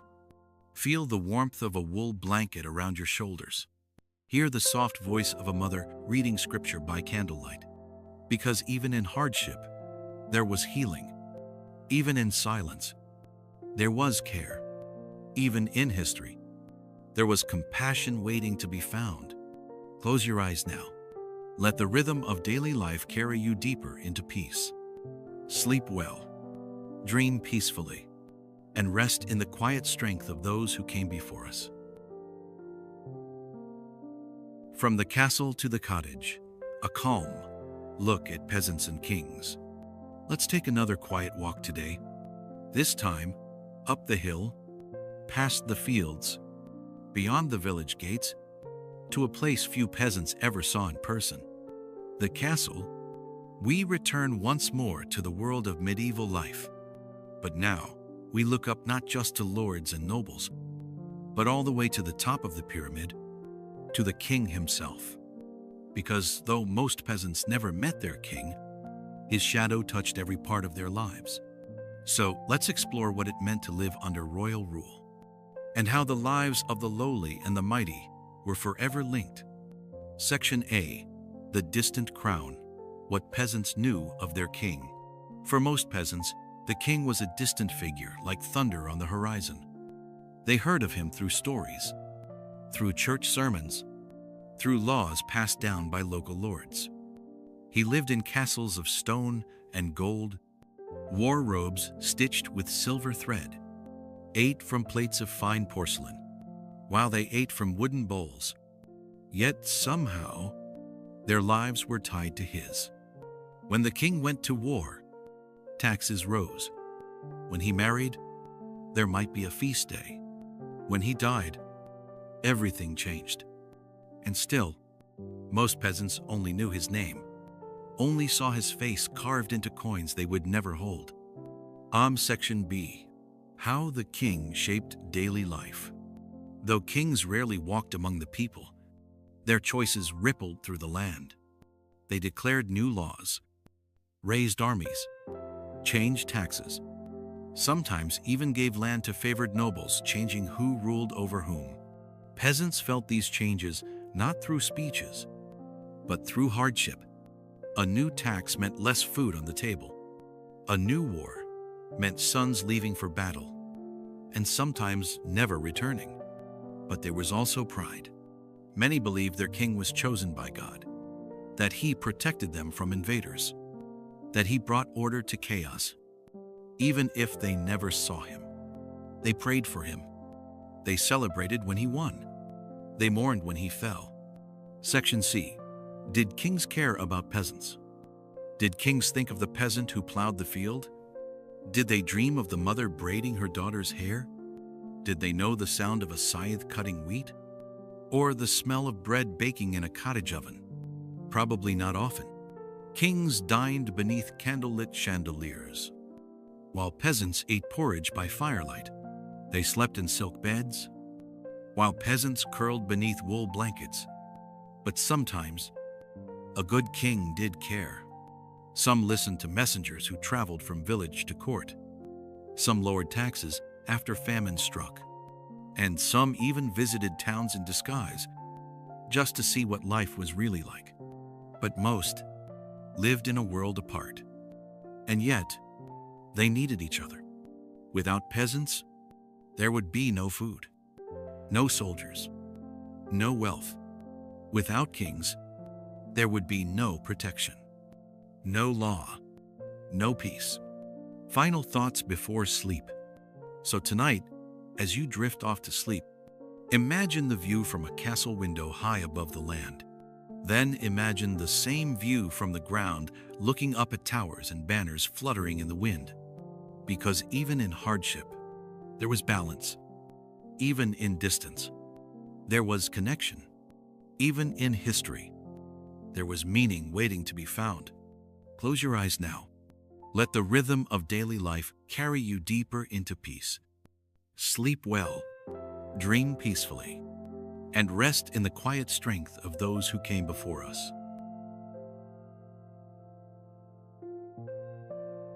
The life behind the crown, a calm look at medieval royal life.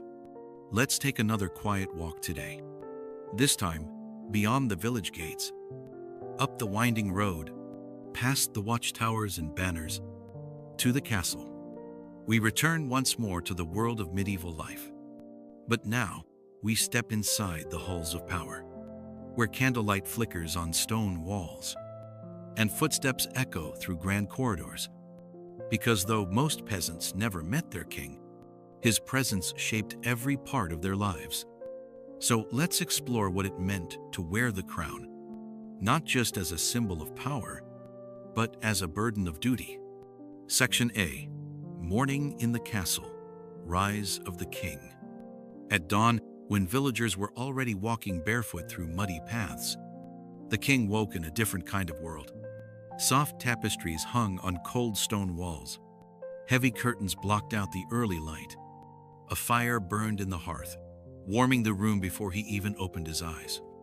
He did not rise alone. Servants entered quietly, lighting candles, drawing water for washing, preparing fresh clothes. Some brought reports.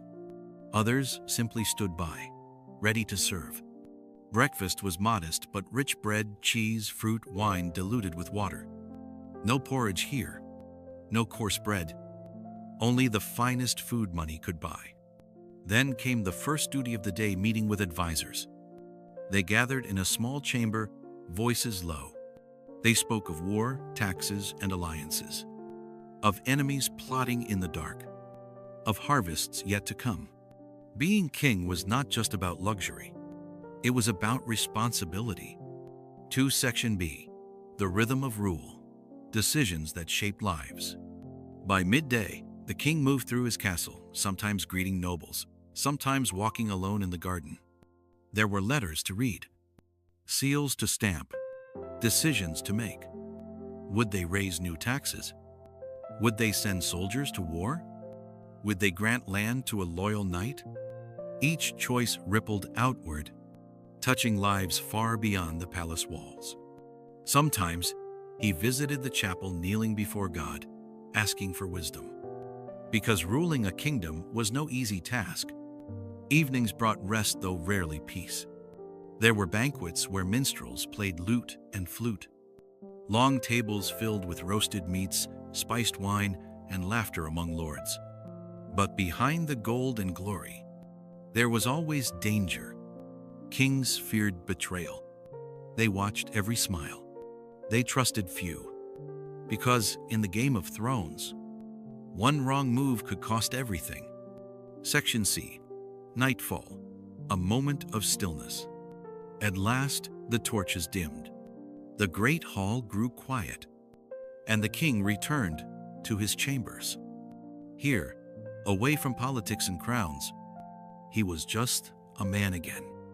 Perhaps he sat by the window, looking out over the land he ruled, thinking of battles won and those still to come. Perhaps he whispered a prayer for guidance, for peace, for strength. Because even kings needed rest. Even rulers dreamed of simpler days. Even the mighty knew the weight of sleeplessness.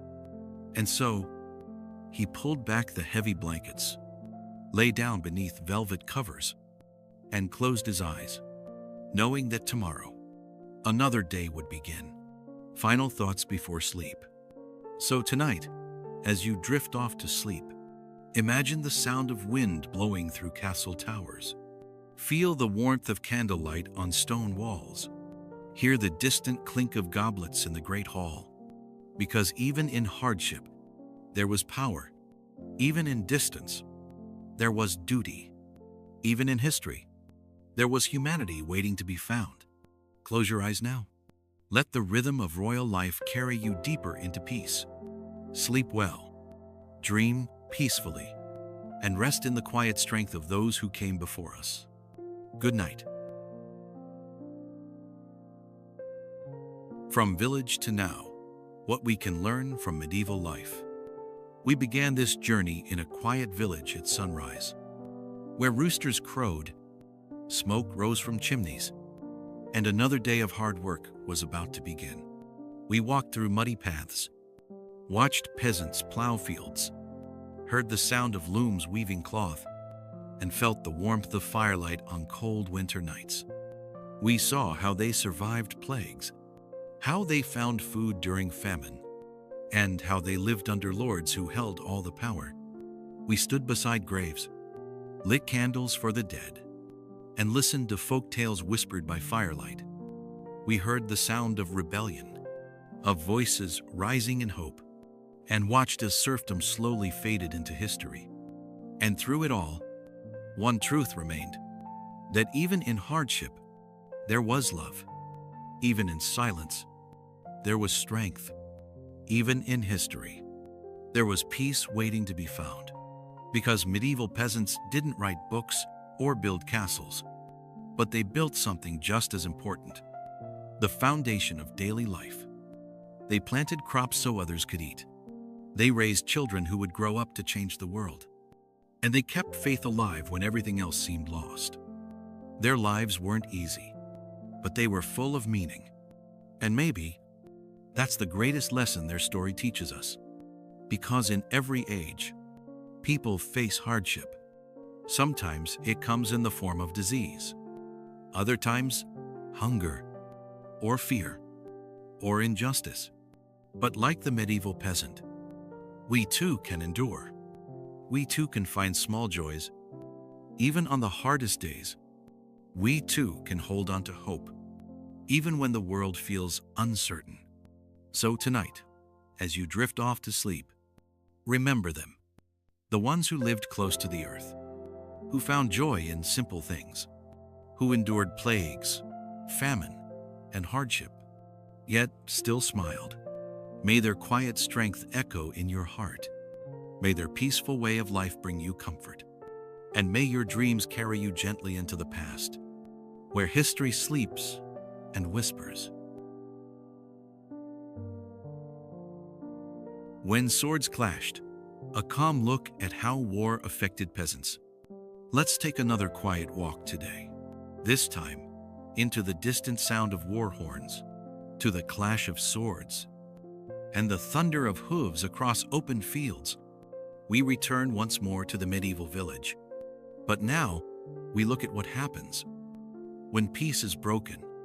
Because though peasants did not fight in battles, war still found them. In their homes, in their fields, in the silence left behind. So let's explore how peasants lived through the chaos of war, and how they rebuilt when it was over. Number Day. Section A. The Call to War, when sons left home. When a king declared war, the call echoed far beyond the castle walls. Men were summoned, not knights, not nobles, but farmers, shepherds, bakers. Ordinary men asked to become soldiers. Some went willingly, hoping for silver coins or the promise of land. Others were taken by force, leaving behind wives, children, and fields needing tending. A mother kissed her son goodbye.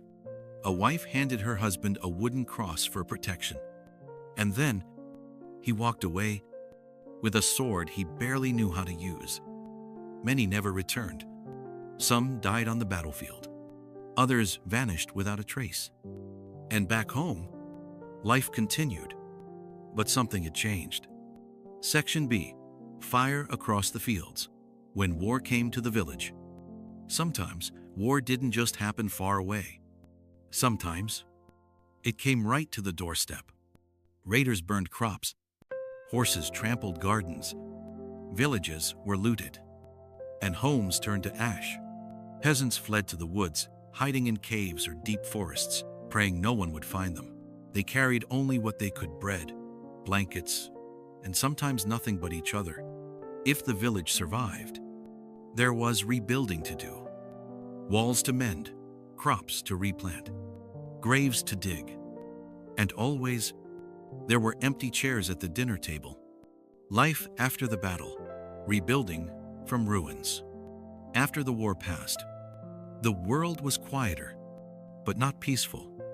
Fields stood bare, barns lay in ruins, and the wind carried the scent of smoke long after the fire had gone out. Yet still, peasants endured. They planted new seeds, repaired broken roofs, and welcomed home those few who returned, changed, scarred, but still alive. Some villages held prayers for the fallen. Others lit candles in church, asking for protection from future battles. And slowly, life returned. Not the same as before, but life nonetheless. Because war may break things, but it cannot break the will to keep going. Final thoughts before sleep. So tonight, as you drift off to sleep, imagine the sound of wind blowing through burnt fields. Feel the warmth of a candle lighting up a darkened cottage. Hear the soft lullaby sung by a mother whose husband never came home. Because even in hardship, there was resilience. Even in loss, there was love. Even in history, there was hope waiting to be found. Close your eyes now. Let the rhythm of daily life carry you deeper into peace. Sleep well. Dream peacefully. and rest in the quiet strength of those who came before us. In the shadow of battle, a calm look at peasant life during war. Let's take another quiet walk today, this time toward the edge of danger, where smoke rises not from chimneys, but from burning homes, where the sound of hooves is not a traveler, but a soldier. We return once more to the medieval village. But now, we look at what happens when war comes close, because though most peasants never held a sword, they lived in the shadow of battle, and their strength showed not in fighting, but in surviving. So let's explore how peasants endured war, not as warriors, but as quiet heroes. Section A. Preparing for trouble when war was coming. Sometimes villagers had warning. A messenger rode through the fields. A scout returned with news, or distant smoke darkened the sky. Then came the rush to prepare. Food was hidden grain buried beneath floors, salted meat stored in cellars. Animals were moved to safer places, sometimes deep into forests or caves. Children were taught where to run. Women gathered water and tools, and elders lit candles in church, praying for protection. Some villages built simple defenses, wooden fences, trenches, or watchfires on hilltops to warn of approaching armies. But no matter how much they prepared, no one could truly stop war. 2. Section B. Living through the storm. Life during occupation. When soldiers arrived, they did not always come as enemies. Sometimes they were your king's men. Other times, they were strangers with swords. Either way, life changed. Soldiers took food. They demanded shelter. They drafted young men into service whether they wanted to fight or not. Some peasants were forced to guide armies through familiar paths. Others cooked for soldiers or repaired broken carts. And if the enemy came, things got worse. Homes were burned, crops destroyed, people disappeared. But still, the peasants stayed. They hid. They waited. They watched. And when the army passed, they emerged again, like wildflowers after fire, like hope after fear. Section C. Rebuilding after the war. Seeds of new beginnings. After the noise faded, silence returned. But it was a different kind of silence. One filled with loss, with grief, with memory. Villages stood half-broken. Fields lay trampled. Graves lined the roadsides. But slowly, life began again. Peasants walked through the ruins, gathered what they could, and started over. They replanted seeds in scorched soil, rebuilt homes with wood from fallen trees, and remembered those who didn't return. They told stories around fires, of brave mothers who protected children, of old men who kept faith alive, of those who vanished without goodbye. And somehow, despite everything, the village stood again. Because peasants didn't just survive, they endured. They rebuilt. They carried the past forward. With every step, final thoughts before sleep. So tonight, as you drift off to sleep, imagine the sound of wind blowing through broken walls. Feel the warmth of a fire lighting up a ruined home. Hear the soft lullaby sung by a mother who lost her husband to war. Because even in hardship, there was courage. Even in silence, there was rebuilding. Even in history, there was resilience waiting to be found. Close your eyes now. Let the rhythm of daily life carry you deeper into peace. Sleep well, dream peacefully, and rest in the quiet strength of those who came before us.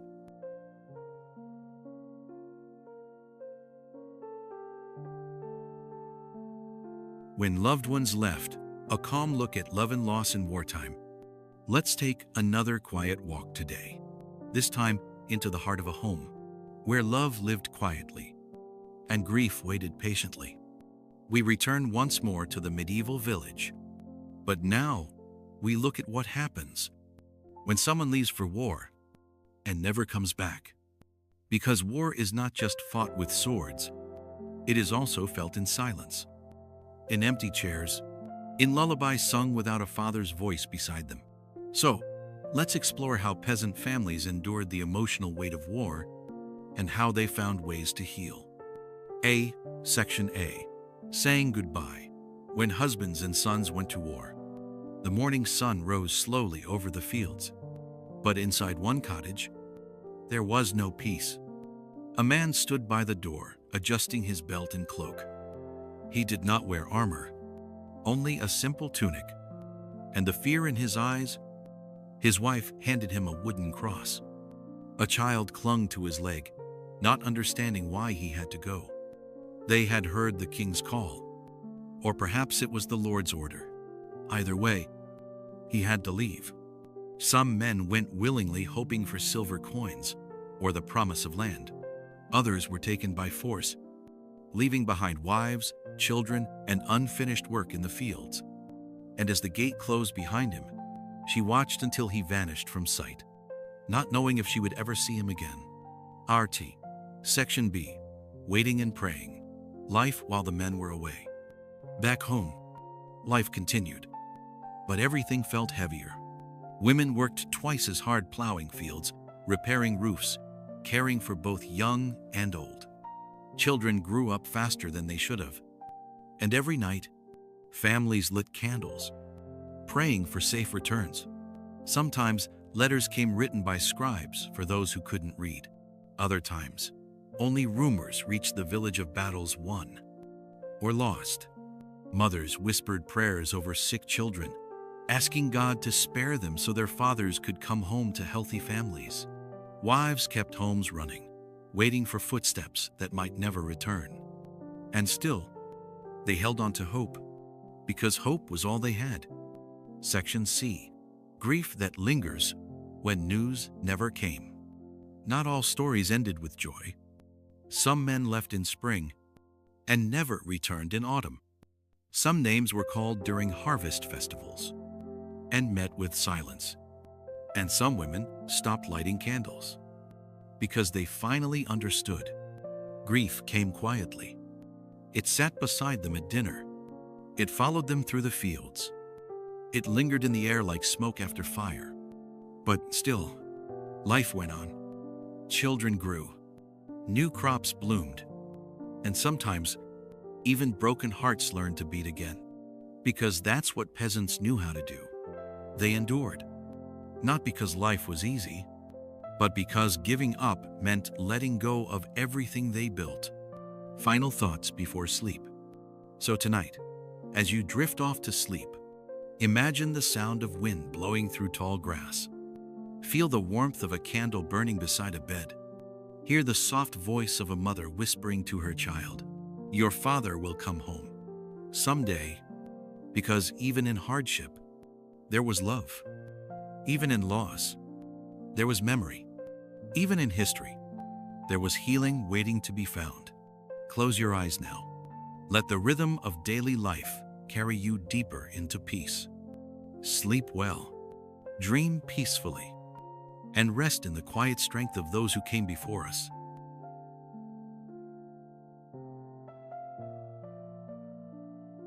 Behind the battle, a calm look at how peasants kept the war going.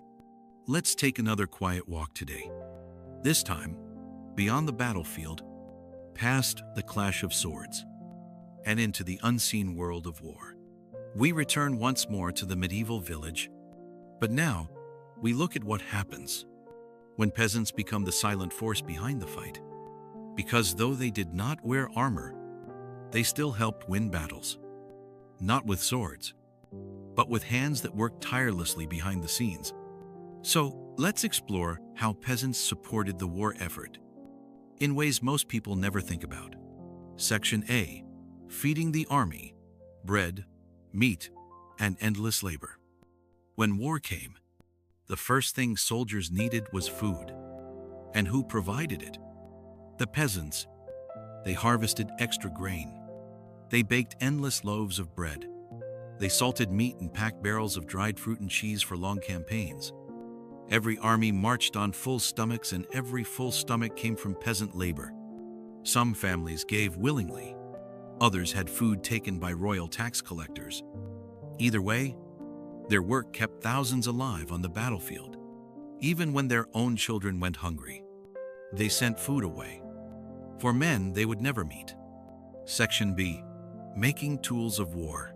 From shoes to siege engines. War wasn't just fought with swords and shields. It was fought with tools made by peasant hands. Shoemakers stitched boots for marching feet.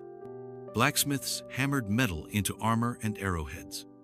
Carpenters built carts, wagons, and even siege engines like catapults. Women spun cloth for banners and tents. Children gathered wood for campfires. Farmers gave up oxen and horses for transport.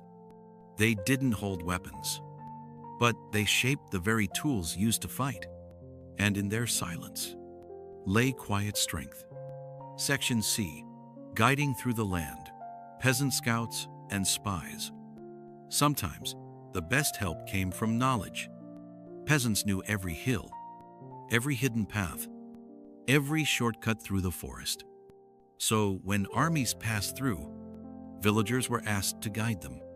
Some refused, fearing retribution if the enemy won. Others agreed, hoping to earn silver or protection for their home. And some became spies, slipping into enemy camps, disguised as traders or shepherds. They listened, watched, and returned with secrets that changed the course of battle. These stories are rarely told, but they mattered, because without local guides, many armies would have been lost both literally and figuratively. Section D. Refusing the fight. Passive resistance and survival. Not all peasants helped willingly. Some hid food so soldiers couldn't take it. Some led armies into traps, or simply disappeared when conscription came. In times of civil war, they chose sides carefully, sometimes helping rebels, other times pretending to support whoever held power at the moment. Survival was their strategy, keeping their families safe, their homes intact, their fields unburned. And sometimes that meant choosing silence over loyalty. Final thoughts before sleep. So tonight, as you drift off to sleep, imagine the sound of a blacksmith hammering iron beneath torchlight. Feel the warmth of a loaf baking in the oven for soldiers far away. Hear the soft footsteps of a farmer leading nights through the woods. Because even in hardship, there was purpose. Even in silence, there was service. Even in history, there were heroes who never wore crowns. Close your eyes now. Let the rhythm of daily life carry you deeper into peace. Sleep well, dream peacefully, and rest in the quiet strength of those who came before us. Let's take a quiet walk now through the changing seasons of medieval life. We begin in spring, when the world slowly wakes from winter's sleep. Buds bloom on trees, birds return from distant lands, rivers swell with melted snow. In the fields, peasants prepare the soil for planting, their boots sinking slightly into the soft earth. A farmer walks behind his ox, guiding the plow. Back and forth, row after row. Life begins again. Children run barefoot through meadows, chasing butterflies. Wildflowers dot the grass, violets, daisies, and buttercups. The air smells fresh and clean. Bees hum lazily in the sun. Cows low in the distance. And somewhere, a shepherd calls to his flock. Time moves slowly here. Gently, naturally. As spring turns to summer, the days grow longer. The sun rises early and sets late. Fields turn green with growing crops. Peasants work from dawn until dusk, pausing only for meals and rest. They sweat under the warm sky, but they smile too, because summer means abundance. Fruit ripens on trees. Herbs grow wild along paths.